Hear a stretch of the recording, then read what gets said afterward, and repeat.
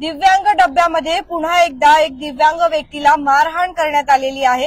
हा व्हिडिओ आपल्या समोर आलेला आहे। नमस्कार, मी स्वप्नाली, तुम्ही बघत आहात आपले बदलापूर। पुन्हा एक गंभीर प्रकरण जे आहे आज एका व्हिडिओच्या माध्यमातून आपण बघू शकता। आपल्यासमोर आता एक सर आहेत जे दिव्यांग डब्यामध्येच रोज ये-जा करत असतात। ते स्वतः सुद्धा जर आपण बघितलं तर हँडिकॅप आहे तिथे। आणि आज जो प्रकार घडलेला आहे, नेमका काय प्रकार घडला, कधी आणि कुठे घडला, हे सुद्धा ते आपण त्यांच्या थ्रू सुद्धा जाणून घेणार आहोत। सर्वप्रथम आपण व्हिडिओ बघूया काय आहे।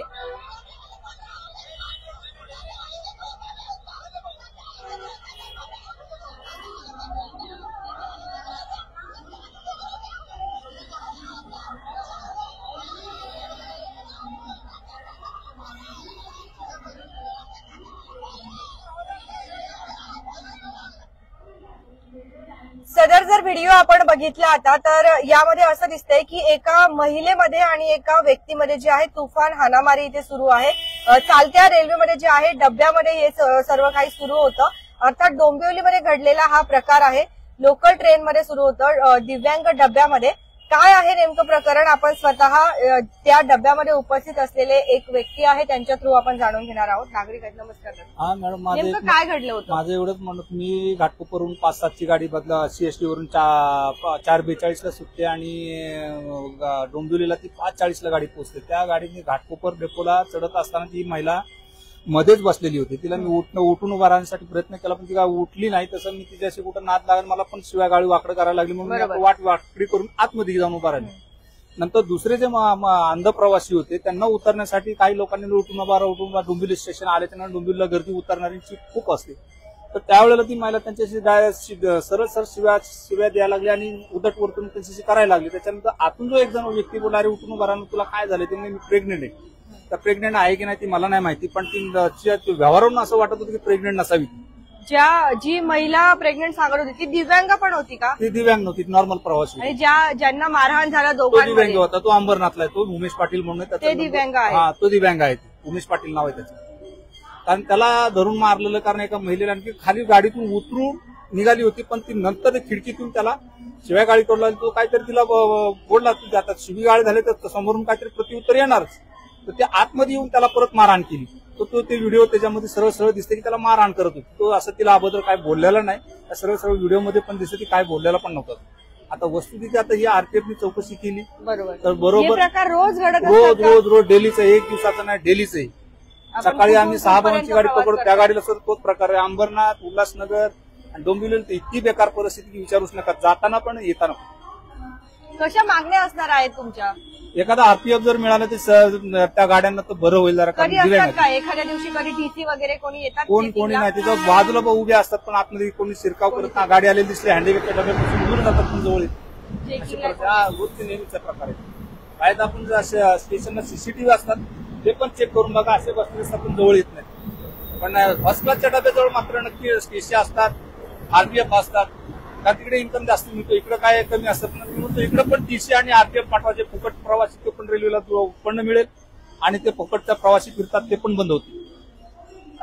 तर आपल्यासोबत जे दादा आहेत, खरं तर ते सुद्धा कॅमेरा समोर येऊन बोलायला खूप घाबरत होते आधी, कारण त्यांना वास्तुस्थिती माहिती आहे तिथे काय घडलं। परंतु यानंतर जर कधी काही कारवाई झाली किंवा काय होईल, स्वतः ते सुद्धा जर आपण बघितलं तर दिव्यांग आहेत, त्याच्यावरती त्यांच्यावरती ऍक्शन घेतली जाणार नाही याची त्यांना सुद्धा भीती होती। मात्र त्यांच्या या समस्या प्रशासन कोणी ऐकत नाहीये, रेल्वे प्रशासन सुद्धा ऐकत नाहीये। त्यांच्या मागण्या कधी पूर्ण होणार याच्याकडे खरंच ते कळकळीने विनंती करत आहे की एखादा आरपीएफ पोलीस तरी दिव्यांग डब्यामध्ये ठेवण्यात यावा। आपण काही महिन्यांपूर्वी सुद्धा आपण बघितलं, आताच काही दिवसांचीच गोष्ट आहे, बरोबर, अंध महिलेला वेळेला मारण्यात आलं आणि आता बरोबर आहे।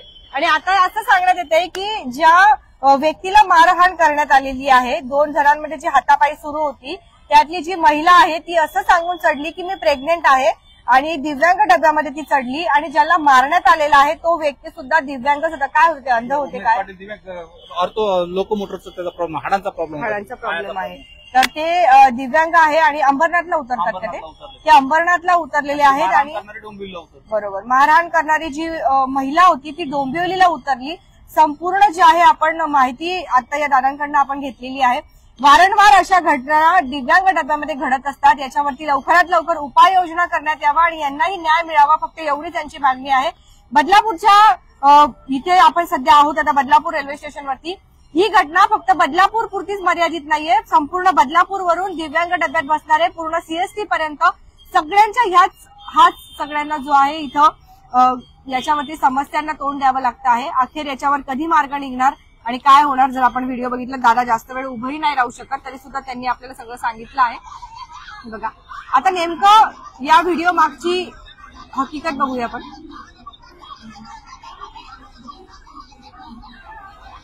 आपण बसूया